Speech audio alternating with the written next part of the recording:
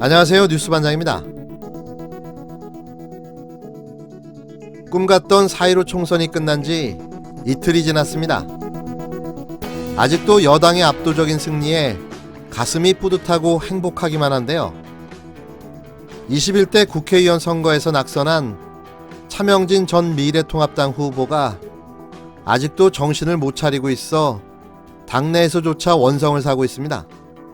15일 차 전 후보는 너무나도 죄송하다며 그나마 선거 비용을 보전받은 것만으로도 감사하고 또 감사드린다고 말했는데요.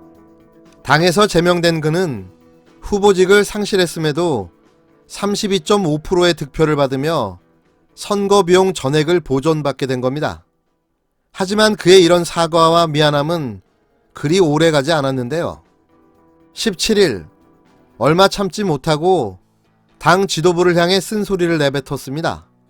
통합당이 이번 총선 수도권 격전지에서 패한 것은 자신의 막말 때문이 아니라 이슈 전환에 실패한 지도부의 책임이 있다는 건데요.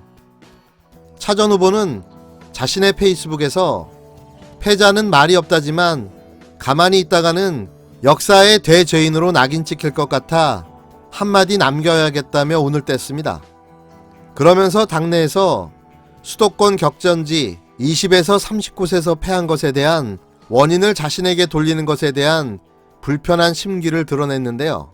그는 차명진의 일거수일투족에 그토록 민감한 중도층인데 막판에 벌어진 지도부의 기민한 대처를 몰랐겠느냐며 패배의 원인을 막말이라고 매도해 쫓아내려 한 지도부의 실망에 투표를 포기한 보수층 때문이라고 언급했습니다.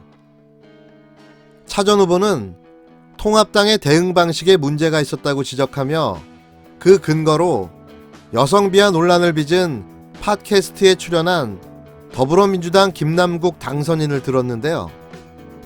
그는 좌파의 김남국 사례를 봐라 진짜 막말 덩어리인데도 불구하고 지도부가 감싸고 돌았다며 미통당 지도부가 이미 죽은 차명진한테 책임을 뒤집어 씌워 정치 무대에서 계속 살아남으려 하는 게 걱정이라고 꼬집었습니다.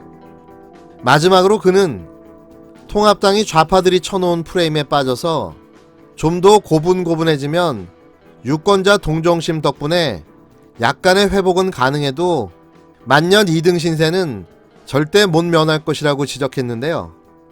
아무런 죄의식도 뉘우침도 반성도 없습니다. 오로지 자신이 살 궁리만 하는 걸로 보여지는데요.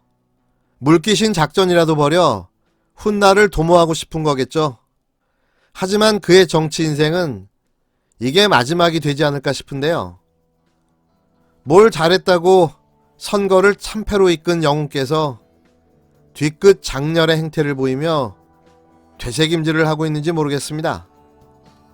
다시 한번 말씀드리자면 그는 난세의 나라를 구한 엑스맨이자 애국 열사임은 분명한 사실입니다. 역사가 기억할 것입니다. 2020년 4월 15일 적지에 침투해 적을 교란하고 마침내 자폭함으로써 극우 보수를 섬멸해 진보의 완승을 만든 숨은 공로자가 있음을 말입니다. 17일 문재인 대통령의 국정수행 지지도가 고공행진하고 있는 가운데 이번 조사에선 60%에 근접한 것으로 나타났습니다. 한국갤럽은 4월 3주차 대통령 직무수행 평가 결과 응답자의 59%가 잘하고 있다고 답했다고 17일 밝혔는데요. 지난주보다 2%포인트 상승한 수치입니다. 잘못하고 있다는 부정평가는 전주보다 2%포인트 하락한 33%로 조사됐고 긍부정률 격차는 전주 22%포인트에서 26%포인트로 벌어졌는데요. 어느 쪽도 아니면 4%, 모름 응답 거절 4% 순으로 집계됐습니다. 계속해서 고공상승 중인 문재인 대통령의 국정 지지율은 집권 2년차에 접어든 대통령의 지지율이라고 도무지 믿어질 수 없는 수치인데요. 헌정사상 전무후무한 사례로 기록될 문 대통령의 국정 지지율, 네임덕 없는 최초의 대통령으로 기록되지 않을까 생각됩니다. 열린우리당의 그 아픔을 우리는 깊이 반성을 해야 합니다. 그런 걸 잘 반성을 해서 우리한테 맡겨진 소임이 소중한 만큼 우리도 여러 가지를 깊이 생각하면서 그 앞으로 원내국회뿐만 아니고 정당을 잘 운영을 해야 된다고 생각을 합니다.